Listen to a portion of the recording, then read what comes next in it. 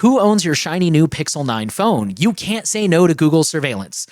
So the key takeaway from this article, it says every 15 minutes, Google's Pixel 9 Pro XL sends a data packet to Google. The device shares location, email address, phone number, network status, and other telemetry. Even more concerning, the phone periodically attempts to download and run new code, potentially opening up security risks, according to a security researcher at CyberNews, who also wrote this article. It says Pixel 9 Pro XL. I don't know if like the regular 9, the Pro, I don't know if they're any better or any worse.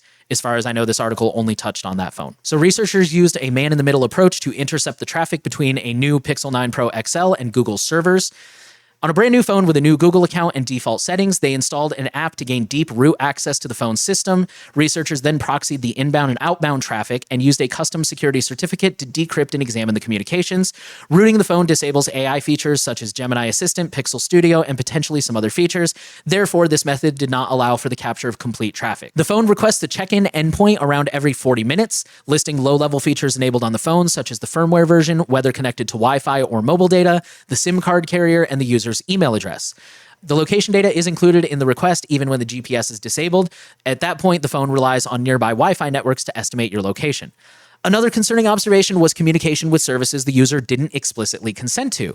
Researchers did not open the Photos app even once, nor did they take any photos, yet the device periodically connected to endpoints associated with Photos' face grouping feature without asking for consent.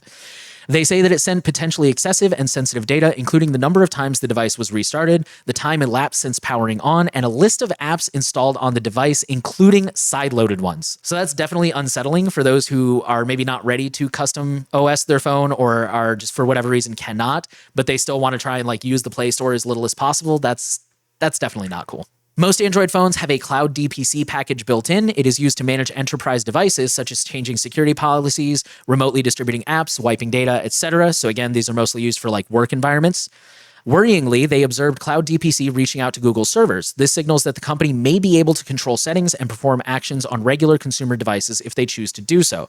Just to throw it out there, they're not saying they do it, but the capability is there. There's no such thing as a backdoor that only the good guys can use. Moreover, the Pixel device periodically calls out to a staging environment service and attempts to download assets that do not yet exist. This reveals the capability of remotely installing new software packages. On a positive note, not a single data packet traveled to any third parties during the observation period. I think Henry agrees with me. That's one of the reasons that we're fans of Pixels if you decide to go the Android route, is because if you get like a Samsung or an LG, now you're sharing data with Google and Samsung or Google and LG. Does LG even make phones anymore? It doesn't matter.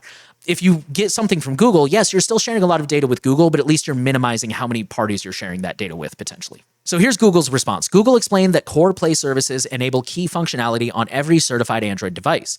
Everyone can check what data is collected. User security and privacy are top priorities for the Pixel, so they say. You can manage data sharing, app permissions, and more during device setup and in your settings. This report lacks crucial context, misinterprets technical details, and doesn't fully explain that data transmissions are needed for legitimate services on all mobile devices, regardless of the manufacturer, model, or OS, such as software updates, on-demand features, and personalized experiences. The company also noted that it is difficult to recreate exact scenarios when the device is rooted, as these conditions could trigger unintended data checks. Pixel is stringent with sensitive permissions such as location, background apps, and usage data, and users need to explicitly consent to those permissions. Yes and no. They're going to say like, well, users agreed to this in our 5 million word privacy policy that takes 3 hours and a legal background to read and understand. And even then, as we mentioned before, is ultimately vague so that we can do whatever we want and still be legally covered. I think they do make a good point about the device is rooted, so we're not getting like a perfectly accurate picture of what the device is necessarily doing, but it does show us what the device is capable of. And I think it is reasonable to assume that by default, Android devices are probably fairly leaky. I think they make a point that you can go into the settings and change some of this stuff, but I think we can all agree it's probably not going to do everything. And what do they call it? The tyranny of defaults. Most people don't change default settings. So a lot of people are just going to buy their phone, turn it on, log in, and go. And they're never going to take the time to sit down and go through the set. Like, y'all, I updated the iOS 18 settings recently on my phone for the website because, iOS 18 came out. That took like 45 minutes of sitting there and going through every single setting. And granted, I was trying to be thorough. I was trying to update the website. But like, it's a lot of work to go through the settings. And that's kind of crazy to expect users to do that when they just bought a brand new phone. And especially to do it before they even open anything. So I think Google makes some points, but I think it is fair to assume that it's probably sharing a lot of data with Google by default. To be fair, this is a Google Android problem. This is not necessarily a Pixel problem. It does happen on other devices as well, like Samsung's and stuff like that. And I think this is just a reminder that if you are in a position where you can and are comfortable switching to a custom OS, I think it's a really good idea from a privacy perspective if you're able to do that and your lifestyle permits it.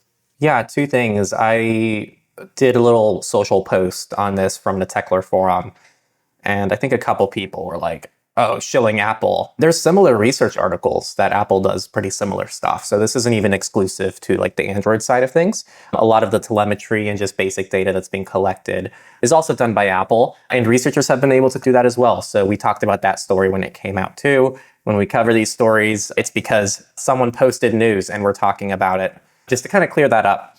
And the other thing I'll say too is I think it's a good time to remind people. I see a lot of, it's closed source, so I can't trust it.